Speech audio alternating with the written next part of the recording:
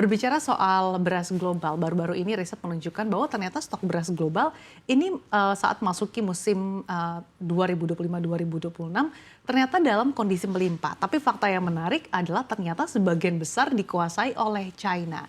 Sebetulnya gambaran besarnya seperti apa sih? Karena kan tadi dikatakan bahwa saat ini stok beras global melimpah, tapi ternyata likuiditasnya justru tidak longgar. Jadi begini, kalau dari laporan terbaru USDA Mbak untuk di awal tahun ini yang dia merilisnya itu awal minggu tahun ini, kalau kita bandingkan dari periode 2023-24 lalu 24-25 dan 25-26 proyeksinya, untuk 24-25 itu mereka mencapai 191 juta ton untuk global. Nah, kalau kita bandingkan dengan tahun sebelumnya yang ada di tahun 2023-2024 itu 103 juta. Jadi memang jaraknya jauh. Tetapi itu karena kan sebelumnya di tahun 2023-2024 dia mengalami defisit.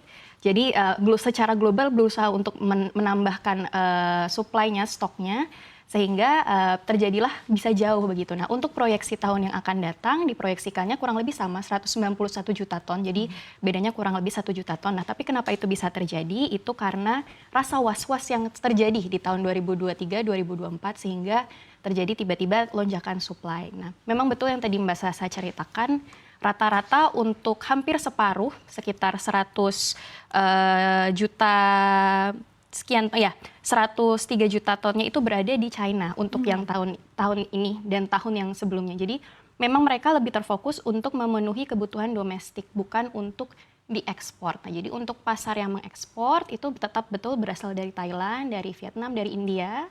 Nah, tetapi itulah dia menjadinya riskan karena biarpun terlihatnya ini surplus, sebetulnya saat-saat urgent belum tentu ada beras itu. Oke, ini juga mungkin jadi pelajaran juga ya bagi Indonesia.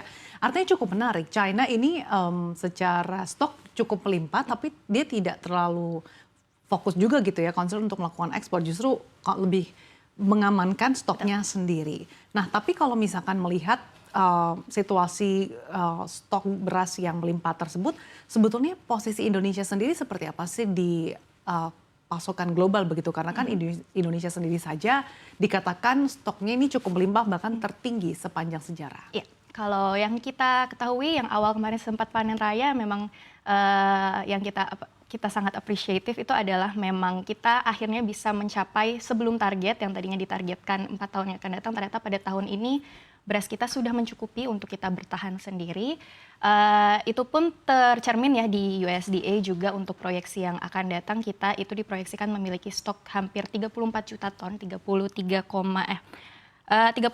jadi hampir 34 juta ton. Itu kita masih harus melihat kondisi cuaca dan sebagainya ya Mbak untuk proyeksi ini dengan konsumsi yang kurang lebih berada di 35 juta ton. Nah, kita itu sebetulnya masih masuk, jadi kalau di USDA di reportnya itu dibagi menjadi 2 negara eksportir dan negara importir. Kita termasuk dalam negara importir, tetapi secara amount importnya itu bisa hampir 0 juta ton. Jadi karena memang dari tahun sebelumnya 2023-2024, 2025 kita menghabiskan sisa import yang memang sudah menjadi jatah kita. Lalu rencana ke depan memang kita tidak import lagi, tetapi makanya kita masuk di proyeksi masih sebagai negara importir, tapi dengan amount yang sedikit. Jadi harapannya dengan kondisi global saat ini kita tidak lagi mengimpor, ataupun saat ini kita belum ada kemampuan untuk mengekspor yang masih harus memenuhi kebutuhan sendiri. Dari huru-hara global terkait beras, harapannya kita tidak terpengaruh secara langsung. Oke, yang cukup menarik meskipun kita masih masuk kategori importir, meskipun amountnya tadi sedikit gitu ya. Tapi kan tentu saja dengan keputusan Indonesia yang tidak lagi melanjutkan untuk mengimpor beras, ini akan mempengaruhi harga. Nah, seberapa besar sih keputusan Indonesia ini bisa mempengaruhi mungkin dari segi harga ataupun rantai pasok global? Kalau di global, seperti kita ketahui dulu ya, di 2023-2024 dan sebelum-sebelumnya kita memang banyak mengimpor dari Thailand, dari Vietnam. Nah, semenjak digaungkan swasembada saat kita akhirnya betul-betul mengeksekusi dan tercermin juga di global bahwa ternyata kita mampu mensuplai kebutuhan beras sendiri, memang sempat terjadi huru-hara Mbak. Jadi Thailand yang tadinya selalu memberikan stok untuk kita ya, jadi itu mereka sempat surplus. Jadi memang harga beras saat itu sempat jatuh di global, lalu dilakukanlah penahanan ya, jadi akhirnya untuk menstabilkan harga. Jadi sebetulnya saat kita kemarin berhenti memutuskan untuk kita mensupport kebutuhan beras Iya. sendiri memang ada implikasinya karena tadinya kita salah satu negara yang mengimpor beras cukup banyak gitu. Tapi ya sekarang berbeda lah. Tapi kalau dari segi harga beras global sejauh ini kondisinya seperti apa sih? Kalau sejauh ini harganya masih stabil sebetulnya Mbak Sasa.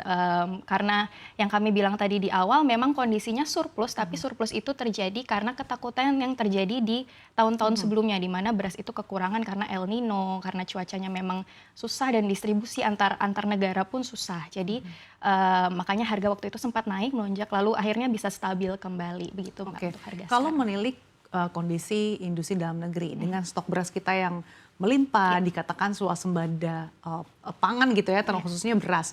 Nah ini sebetulnya kalau dari segi catatan atau dari tantangan yang harus kita perhatikan apa sih Ega? Apakah memang dari segi distribusi beras, stabilisasi harga dalam negeri, atau justru di pengelolaan cadangan berasnya?